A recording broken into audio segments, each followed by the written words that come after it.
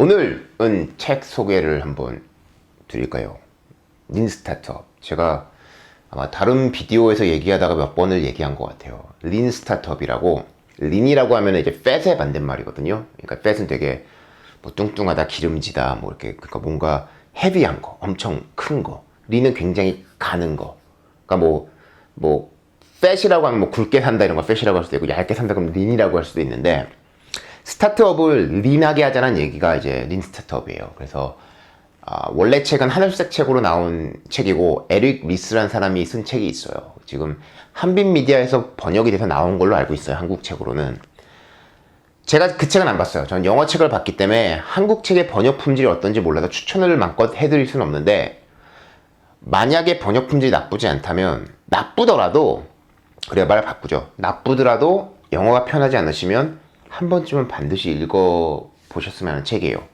특히 개발자들, 프로그래머들, 자기가 완벽주의인 사람들 반드시 읽어보길 바라고, 그리고 뭔가 새로운 사업을 하시려는 분도 있거든요. 그게 사업이 단순히 큰 사업이 아니라 그냥 조그만 사업이라도 자기 혼자만의 게임을 만들어서 유니티 스토어에 출시하는 거, 아니면 뭐 앱 스토어에 출시하는 사람이라도 한 번쯤은 반드시 읽어봤으면 좋겠어요.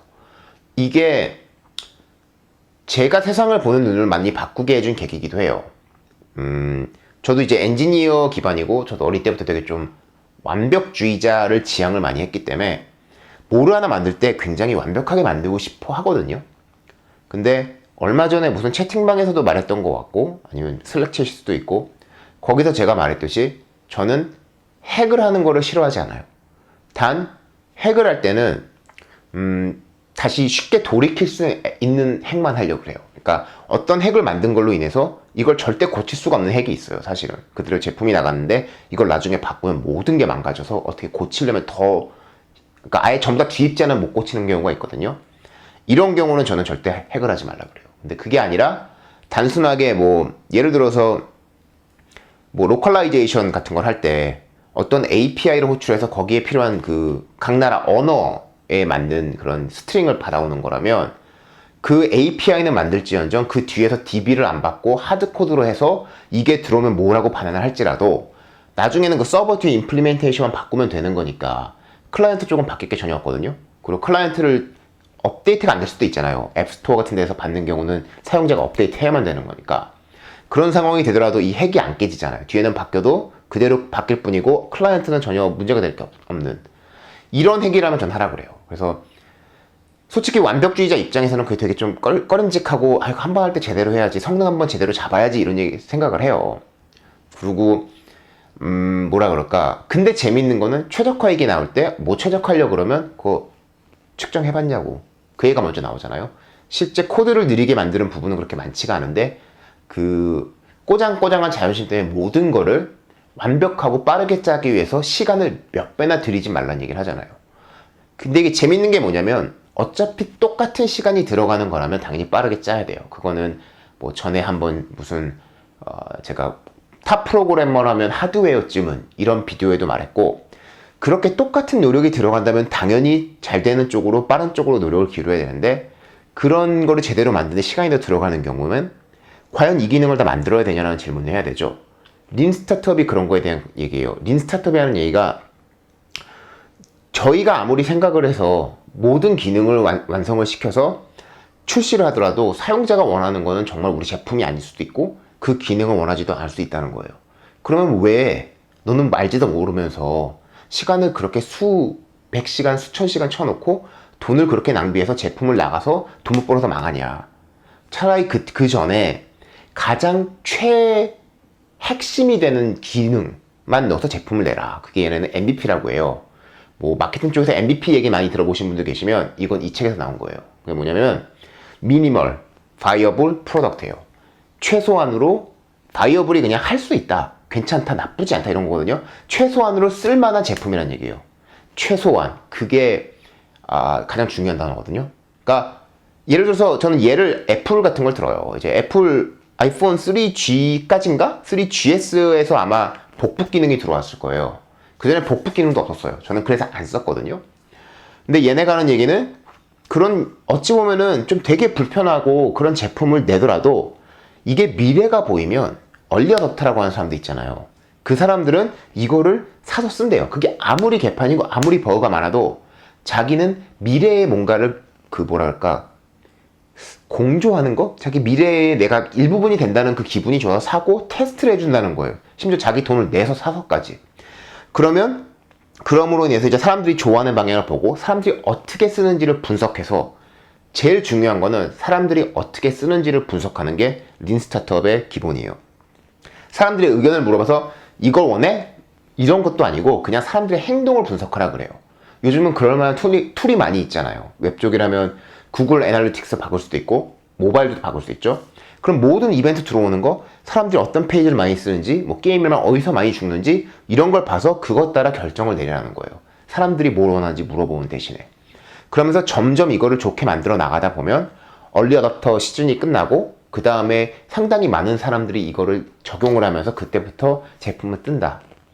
그 얘기가 맞는 게 다시 아이폰 얘기로 돌아가면 아이폰은 옛날에 뭐 아이폰 1인가 2가 1 밀리언 그러니까 100만 유닛이 팔릴 때까지 1년이 걸렸대요. 요즘은 1주가 걸린대요. 결국 그런 거거든요. 그래서 이 책에 보면 여러 가지 예가 많이 나와요. 진짜 구글에서 요즘 이렇게 사람 말하는 것처럼 치면 결과 나오잖아요. 그게 원래 어떤 회사가 만들고 있던 어떤 회사의 기술인데 그걸 구글이 산 거예요. 근데 재밌는 거는 이 회사가 린 스타트업을 적용을 했대요.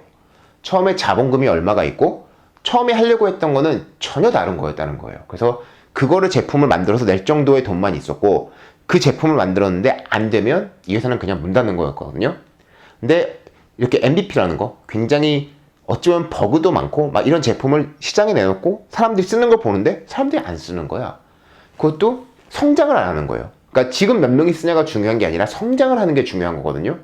저도 그래서 이제 포프TV도 솔직히 린 스타트업으로 돌리고 있어요.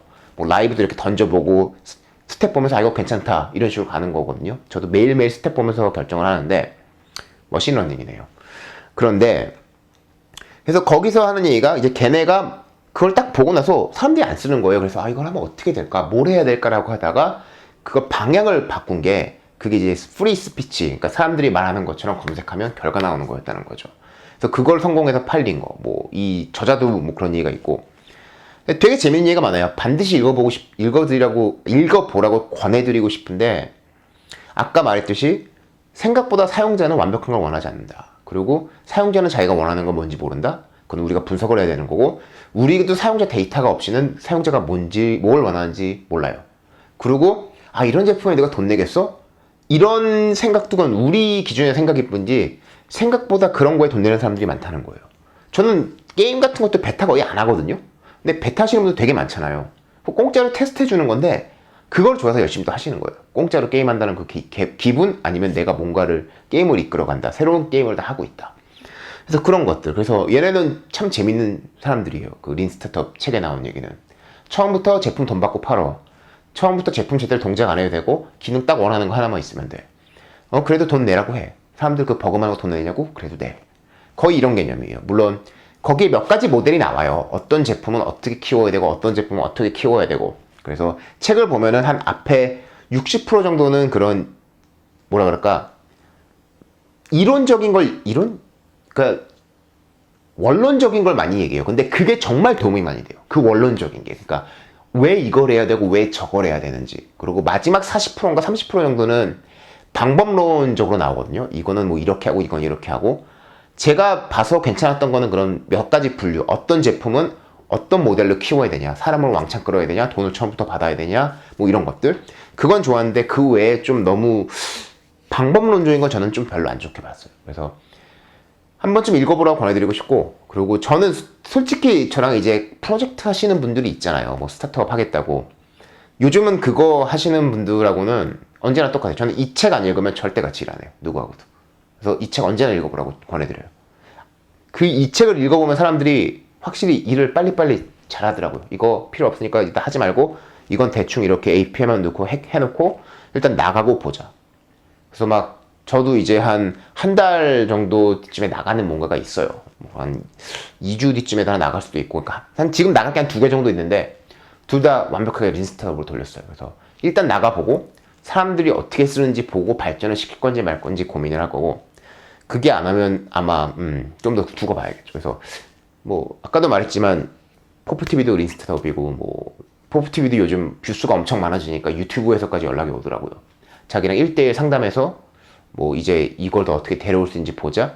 근데 그게 대부분이 아마 이런 뭐 스텝 보는 그런 건 것 같아요. 그래서 린 스타트업 반드시 읽어보시고 제가 책을 정말 안 읽는 사람인데 이건 정말 감명 깊게 읽었어요. 그래서 반드시 읽어보시라고 권해드리고 싶네요. 포프였습니다.